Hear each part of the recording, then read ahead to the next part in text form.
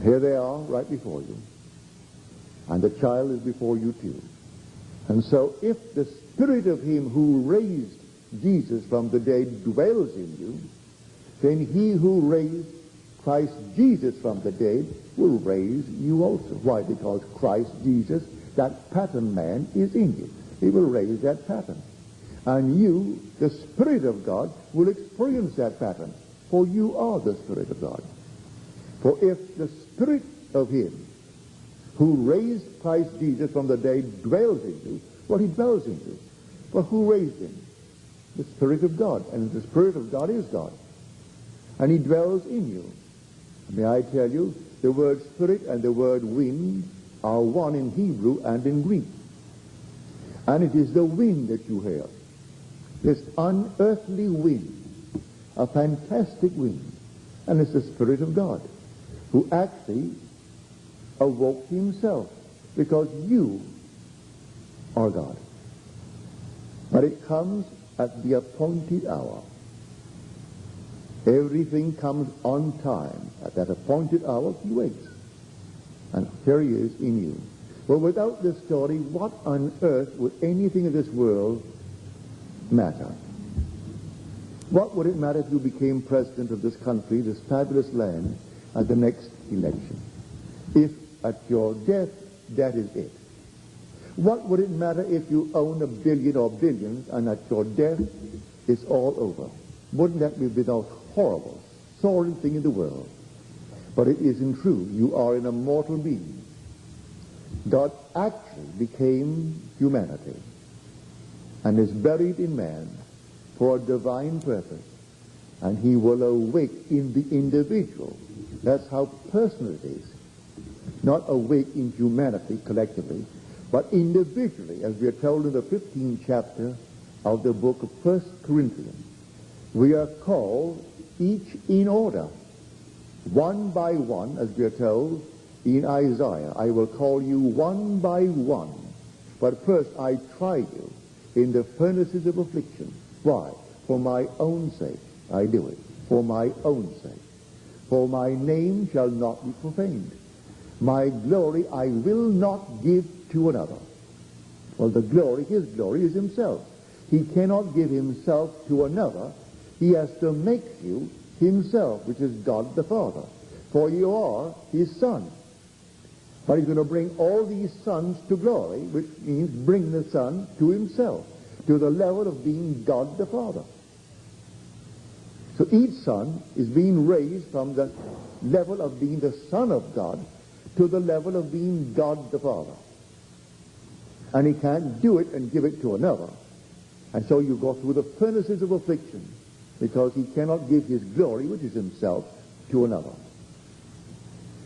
Read it carefully. I will make my glory pass before you, and I will cover you. And when I have passed by, well, the I is glory. So he gives you himself, and that self is God the Father.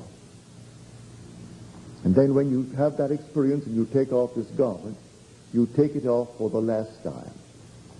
So do not despair of the millions who have gone without having had the experience. They're going to have it. For everyone who departs this world, do not go into any cemetery. They don't go any place. They simply are restored. When that little breath departs, they are restored.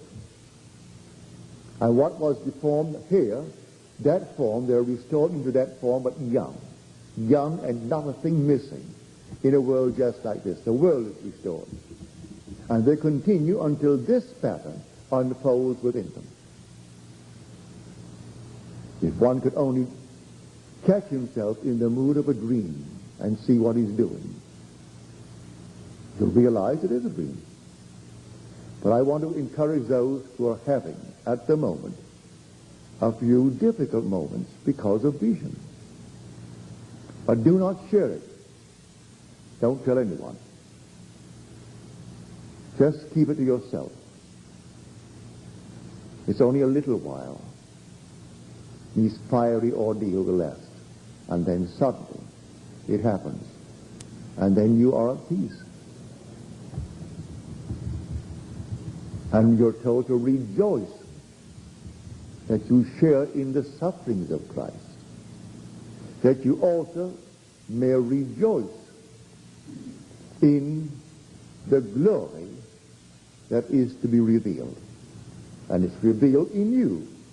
For you aren't going to see him coming from without, as all the great evangelists are talking about. They're waiting for him to come, to appear on some mountainside. They wouldn't recognize him. Because whenever he comes, he is denied. Whenever he comes into the world, he is denied. Because he does not belong to this world.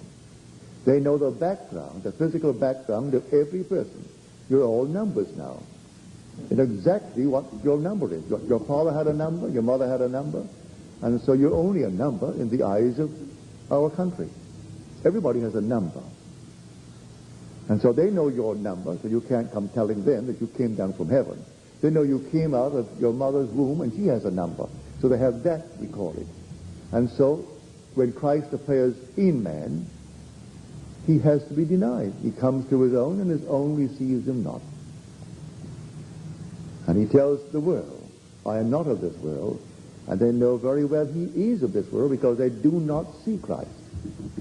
They only see the garment that he wears. And as Blake said and called the one who is so blind, he calls him Satan. He said, O Satan, thou art but a dunce, and canst not tell the garment from the man.